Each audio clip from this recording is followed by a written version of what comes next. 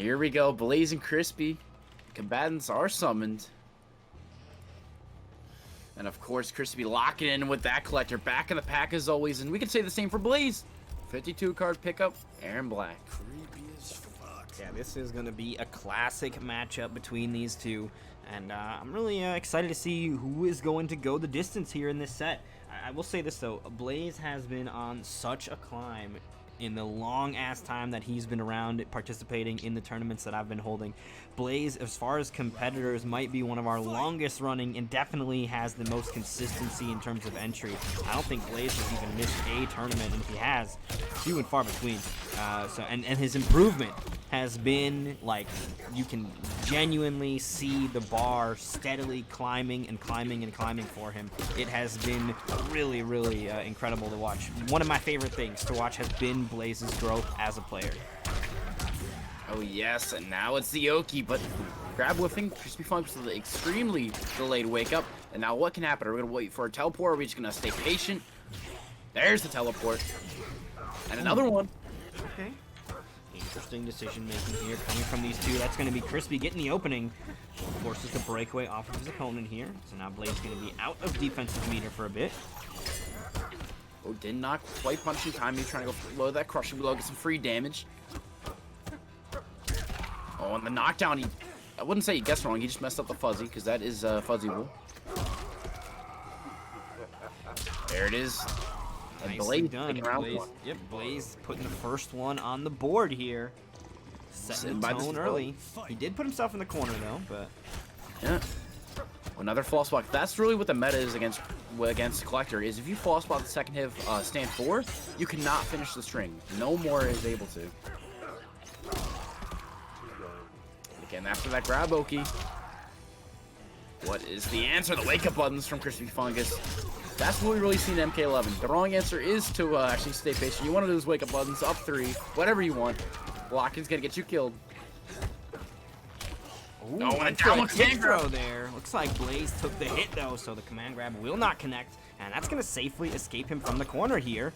Still has his back to it though, but now we're right back to the mid screen with this bug corpse swinging the gun. The acid puddles out, and this might be the kill with the throw on top of the acid into the brutality as well. Blayze delivering with the gore and the carnage tonight. He didn't finish it though. The 2 arms on the back was sitting there. They were sitting waiting to be exploded. Oh boy. Also the game, I like how the game knew you're dead. We're gonna bring out the brutality. There's no more left on your health bar. Yeah, that's it's sometimes interesting to see where the game like does the math preemptively to kill you, and it's like, wait, I wasn't alive. No, you were definitely dead. We did the calculations, and looks like your health bar went to 9. So let's blow this fucker up. Too many That hands. does mean Blayze is going to be taking game 1 here. And I think, honestly, setting the tone early, right? Particularly in a matchup where you're unlikely to see character swaps. I think, like, for example, when we saw Pulse versus AJ, if AJ would have won game 1 versus his Johnny, it might not have had as much impact because we all would have been saying, all right, well, when's Aaron Black coming? But for Crispy, when you bust out your main, and Crispy, you know, dedicated to his character, it's not about, like, okay, when's the big guns coming out? The big guns are here. It's about when's the adaptation coming. Crispy, of course, can be very capable of making that adaptation, but Blayze being able to kind of set the tone early that, at least coming into it, opening salvos, he has drawn first blood, and he has made the first steps to closing the set out. And that's going to be important to put the pressure on Crispy.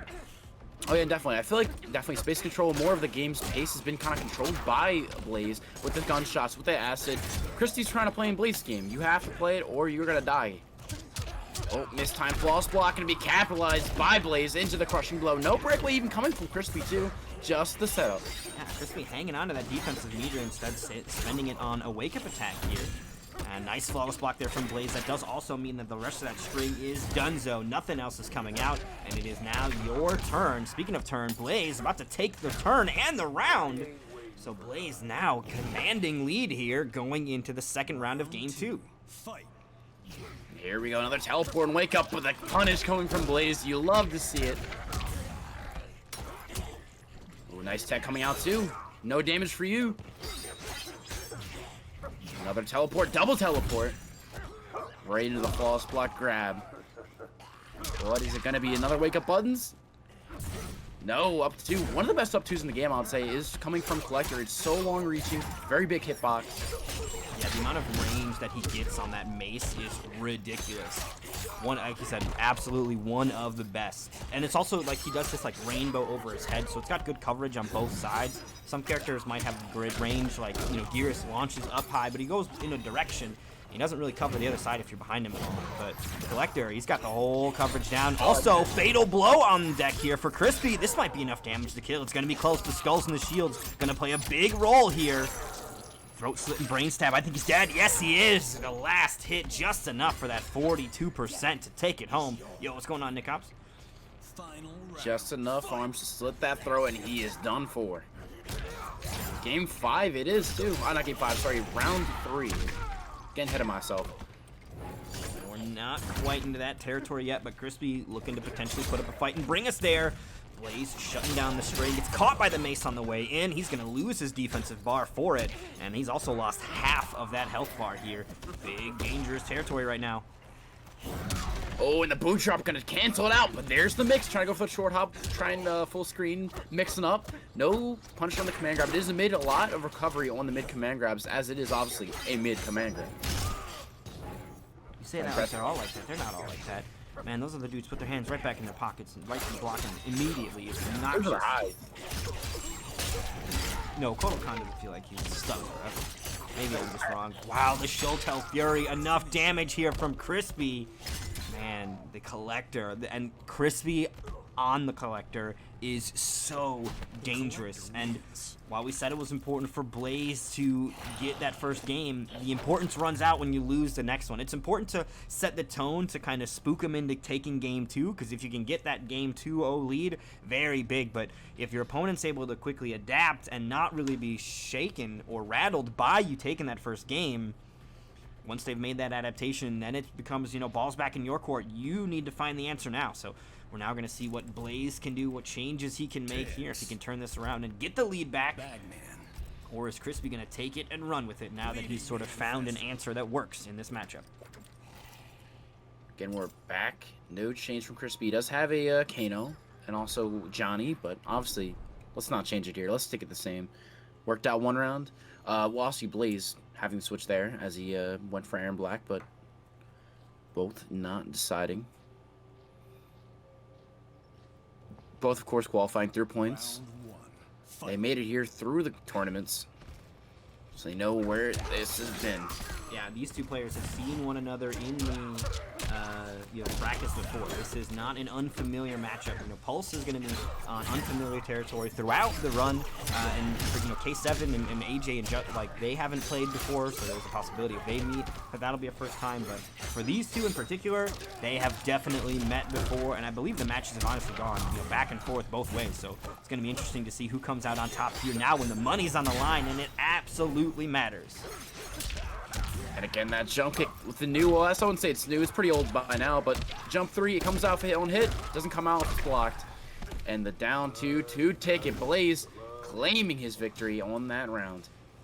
Yeah, good turnaround here going into game 3. Very important for Blayze to sort of make sure that Crispy knows he's still here, he's still in this fight. And now one round away from taking game 2 and the lead back. Here's the throw, going to put himself in the corner here. Although I will say this, I don't necessarily think that Collector is a big, like, corner fiend. You know, some characters do great things in the corner. I think he can abuse the range of his mace, like Crispy's doing right now. But in terms of damage output, Collector gets that damage regardless of where you're at on the screen. So the corner positioning is not something that's extremely valuable to Collector like it would be to maybe Jax or some other characters. And also, of course, Aaron Black with the slide can switch sides whenever he wants. And now it's a full screen territory with that gun. 2 more shots, and he has the crushing blow, and now he has it loaded whenever he needs it. Oh, baiting that forward for a crushing blow. It's Crispy staying patient, not wanting to make a move the second he presses the button is where the conversion comes out. With a, yes, he dropped it.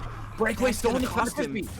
All right, man, the breakaway now spent here, and there it is, just swinging that gun, and Blayze will take game 2. An unfortunate combo drop there from Crispy, and the thing is, Blayze didn't have breakaway. That damage was going to be guaranteed, and we've seen Crispy with expert use of the restand into some pseudo vortex setups, into just relentless pressure, but all of that falls apart when the combo is dropped, and Blayze, as they say, we take those, forcing us to stare down the barrel of this ugly ass gun. Push the buttons faster. Get this gun out of here. All right. Get out of here. We don't like it. We've said this many times before. That gun is from another universe, and we don't want to see it anymore. It's so, like, I just don't like having it that close. It's so pixelated. You can really tell that this is Unreal Engine 3 still. I'm pretty sure it's still Unreal 3. They didn't move to 4 yet. It's just like really, really heavily adjusted.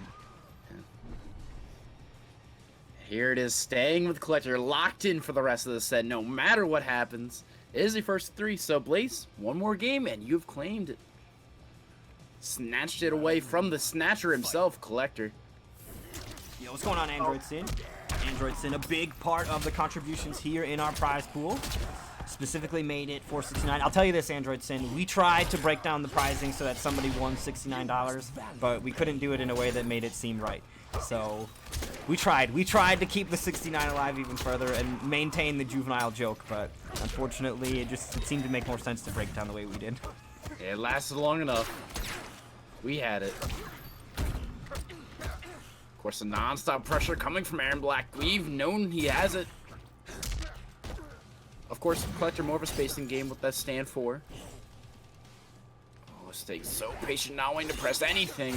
And Blayze has a life lead right now, right? He doesn't need to commit to anything too dangerous. He's seen what Crispy can do with that fatal blow queued up and everything. So, you know, take your time, look for your opening, and know that you don't have to commit to anything too risky, which is exactly what Blayze did. And now he's got himself on set point here, looking to send Crispy to the loser's bracket. Short hops over the low, but the rest of the string following up and catching him. Can't stay up there forever, says Crispy. Yeah, we'll see how long it lasts.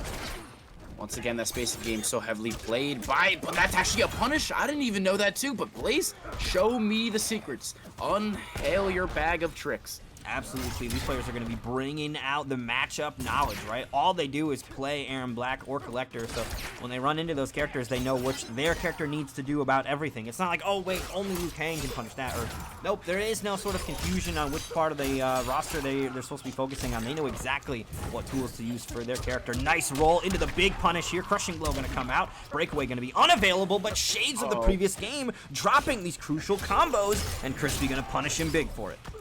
Too many arms to handle. He can't get the combo down, and Blayze, we're on the final round now. You had your one chance, here's your second chance. Can you take it 3-0? Oh, sorry, 3-1. Getting caught by the shimmy. The auto shimmy equipped with Aaron Black. Is that 2-1? Once again, not full. If he actually had finished that, he would have been full combo punish, but Blayze obviously smartly have been playing Aaron Black for so long, he knows when to finish it and not. Absolutely. Oh, and here we go. I didn't even know that was a high. Okay. What? What did he swing that was a high? Double crushing blows coming out from Blayze as well. The acid's out. Dude, if you give me a brutality off of a double crushing blow, oh, my undercarriage is so stimulated right now. Give me it. That was so sick. That was so sick. Feed the animals. Feed them. Yeah, very smart from Blayze too. As I said before, stand 4 is actually the start of a high. So he went for it. He went for the Frost 3, down 2 in the crushing blow. That was sick. I don't even know. I wasn't even looking at whatever he did. I just saw a bunch of bones break and then a skull no more. I'm super excited about putting that in the video. That was good. Double crushing blow into brutal. Blayze has been around here long enough. He knows what I like. That was sick. So Blayze will take it 3-1 over Krispifungus. So I'm going to now attempt to move the final names here on the bracket. The magic has to happen one more time, and then it gets slightly easier.